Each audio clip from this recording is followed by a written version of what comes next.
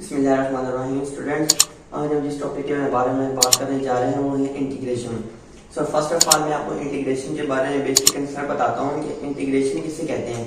तो स्टूडेंट्स, जब भी कोई चीज़ एक्यूमुलेट कर रही होती है, एक दूसरे के पास आके जमा हो रही होती है, उसको हम फाइंड करने के लिए इंटीग्रेशन का इस्तेमाल करते हैं। इंटीग्रेशन हमें बताता है कि कितना कोई चीज़ आपस में आके जुड़ रही है, जमा हो रही है, इकट्ठा हो रही है। How much something is accumulating. मिसाल के तौर पे स्टूडेंट्स, मैं आपको एग्जांपल लेता हूँ कि हम कोई मूवीज वगैरह डाउनलोड करते हैं, तो उसमें क्या हो रहा होता है कि उसमें डाटा जो है वो आपस में इकट्ठा हो रहा होता है, डाटा एक जगह पे जमा हो रहा होता है। तो जो डाटा जमा हो रहा है over the given interval of time, तो उसको हम कैलकुलेट करेंगे, फाइंड करेंगे, तब वो हमारे पास इंटीग्रेशन का कंसेप्ट आएगा। इसी तरह स्टूडेंट्स, अब हम इंटीग्रेशन के डेफिनेशन को देखते हैं कि इंटीग्रेशन क्या करता है। कि इंटीग्रेशन बेसिकली फंक्शन को फाइंड करने के लिए इस्तेमाल होता है, वो फंक्शन जिसका रेट ऑफ चेंज हमें गिवन हो। रेट ऑफ चेंज गिवन होने का मतलब है कि उस फंक्शन का डेरिवेटिव हमें गिवन हो, तो वो फंक्शन बताते हैं, तो दोबारा कैलकुलेट करना हो, तो उसके लिए हम इंटीग्रेशन यूज करते हैं। सो स्टूडेंट्स, इंटीग्रेशन का बेसिक पर्पस क्या है, इसकी एप्लीकेशन ये है कि ये area under the curve use find करने के लिए यूज होते हैं। यानी जो भी एरिया अंडर द कर्व है, कोई भी कर्व आपको गिवन है, कोई भी फंक्शन आपको गिवन है, उसका एरिया कैलकुलेट करना हो, तो उस एरिया को कैलकुलेट करने के लिए हम इंटीग्रेशन यूज करते हैं। इसका सबसे मेन इसकी एप्लीकेशन ये है कि ये area under the curve find करता है। मिसाल के तौर पर स्टूडेंट्स, मैंने आपको डाटा की एग्जांपल दी थी कि आप कोई मूवी डाउनलोड करते हैं तो आपका डाटा जो है वो एक्यूमुलेट हो रहा होता है, जमा हो रहा होता है, इकट्ठा हो रहा होता है। तो वो जो over the given interval of time आपने कितना डाटा जो है वो एक्यूमुलेट किया है, वो हमारे पास ये डाटा है ओवर द ये एक्स एक्सिस पे टाइम है। तो सो ये एरिया अंडर द कर्व जो आपके पास है, ये डाटा को रिप्रेजेंट कर रहा था। अब इस डाटा को कैलकुलेट करने के लिए डाटा को कैलकुलेट करने के हम क्या करेंगे students, area under the curve find कर लेंगे। इसी तरह स्टूडेंट्स, कोई चीज है, अब ये स्पीड है स्टूडेंट्स, किसी भी व्हीकल की, किसी भी मोटर की ये स्पीड है और over the given interval of time. अब हम इस स्पीड टाइम का ग्राफ कैलकुलेट कर लेंगे तो हमें स्पीड मिल जाएगी। ठीक है स्टूडेंट्स, अब इसका एरिया कैलकुलेट करना और इस ग्राफ का एरिया कैलकुलेट करना बहुत इजी है। क्यों बहुत इजी है? क्योंकि स्टूडेंट्स देखें तो अब यहाँ पे दो वेरिएबल्स है, एक डाटा और एक time.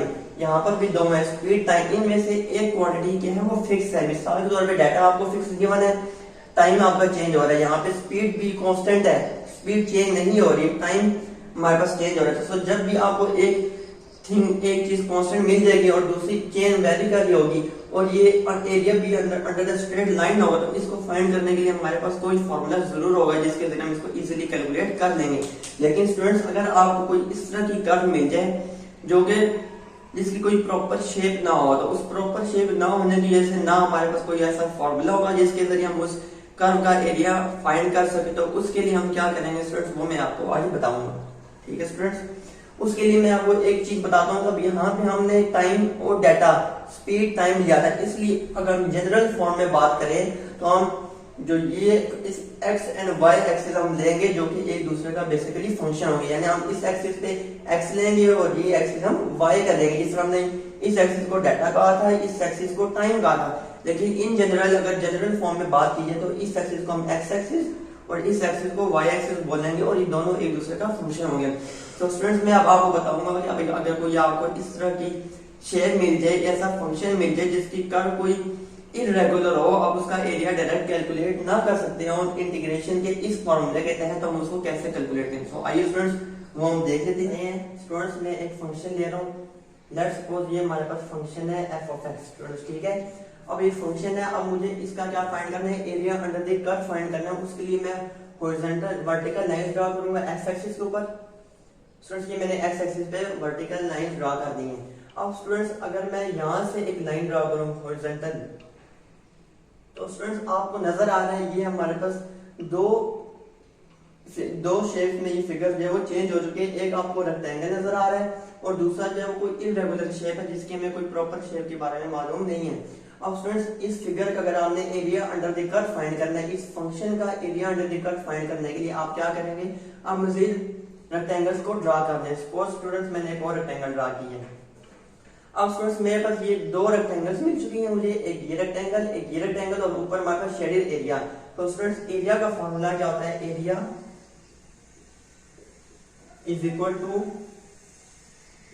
Area of rectangle 1 plus rectangle 2 plus shaded area. Students ये हमारे पास शेडेड एरिया है। स्टूडेंट्स अगर मुझे इस फंक्शन का जो ये फंक्शन कर्व हमें गिवन ड्रा की हुई है इसका एरिया फाइंड करना है तो उसका फॉर्मूला ये होगा कि आप रेक्टेंगल 1 का एरिया कैलकुलेट करें, रेक्टेंगल 2 का एरिया कैलकुलेट करें प्लस शेडेड एरिया का, शेडेड जो रीजन है आपको स्टूडेंट जो शेडेड रीजन है इसका भी एरिया कैलकुलेट करें। इनको सम कर दें तो आप एरिया अंडर द कर्व मिल जाएगा। अब यहाँ पे मसला स्टूडेंट्स ये है कि आपको ये जो दो रेक्टेंगल्स मिल रहे हैं इनका एरिया तो आप इजीली कैलकुलेट कर लेंगे क्योंकि हमें रेक्टेंगल के एरिया का फॉर्मूला मौजूद है कि लेंथ इनटू विड्थ हमारे पास एरिया मिल जाता है। स्टूडेंट्स अगर यहाँ से इस रेक्टेंगल की विड्थ की बात की जाए तो इसको x1 कहते हैं, इसकी विड्थ को x2। स्टूडेंट्स अगर एक ये पॉइंट है, एक ये पॉइंट है, अगर हमने इस रेक्टेंगल का एरिया फाइंड करना है तो एरिया का फॉर्मूला क्या होता है students? Area is equal to length into width. अब स्टूडेंट्स याद रखें जब भी हम फंक्शन ड्रा करेंगे जो y एक्सिस की वैल्यू होती है वो हमेशा हमारे पास फंक्शन की वैल्यू होती है। जो स्टूडेंट्स इस रेक्टेंगल की जो लेंथ होगी वो बेसिकली फंक्शन की वैल्यू होगी। सो स्टूडेंट्स एरिया को हम कैलकुलेट करते हैं, एरिया इज इक्वल टू अब length area of rectangle 1 which is length into width. Length students f of x1 आ जाएगी, इस x पे जो फंक्शन की वैल्यू है वो हमारे पास लेंथ के बराबर आएगी f of x1 into width. Students यहाँ पे अगर इन दो पॉइंट्स की विड्थ फाइंड करें तो बेसिकली इन दोनों पॉइंट्स का डिफरेंस हो जाएगा तो वो हमारे पास डेल्टा x आ जाएगा प्लस सेकंड रेक्टेंगल की आपको एरिया फाइंड करना है तो वो students f of x2 into delta x plus अब स्टूडेंट्स ये शेडेड रीजन है उसका एरिया कैलकुलेट करने के लिए हमारे पास कोई फॉर्मूला नहीं है तो स्टूडेंट्स फिलहाल मैं इसको शेडेड रीजन लिख रहा हूँ।